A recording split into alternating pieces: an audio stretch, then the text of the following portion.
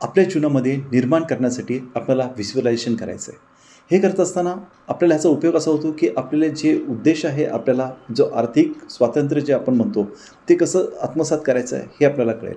आपले दैनंदिन जीवनामधले आपण किमान 5 मिनटं यासाठी आपण आर्थिक स्वातंत्र्य कसं निर्माण करायचं यासाठी द्यायचं. वही पेन घ्या, आपले जे गोल्स काय आहेत ते पहा, ते तपासा.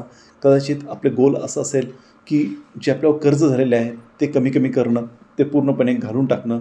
आणि हे करत असताना आपल्याला जे इमोशनल जे सक्सेस आहे, ॲबिंडन्स जे आहे ते आपल्याला मिळणार आहे. की जो भावनिक आपण कुठंतरी आपली कोंडी होत होती, ती ही कोंडीतून आपण बाहेर सुटका होणार आहे.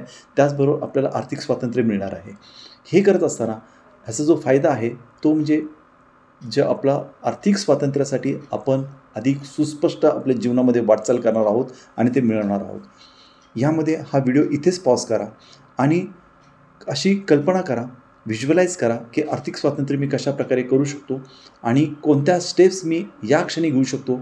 ह्या स्टेप्स तुम्ही तुमच्या नोटबुकमध्ये लिहा आणि खाली त्याचबरोबर कॉमेंट बॉक्समध्ये आत्ताच लिहा.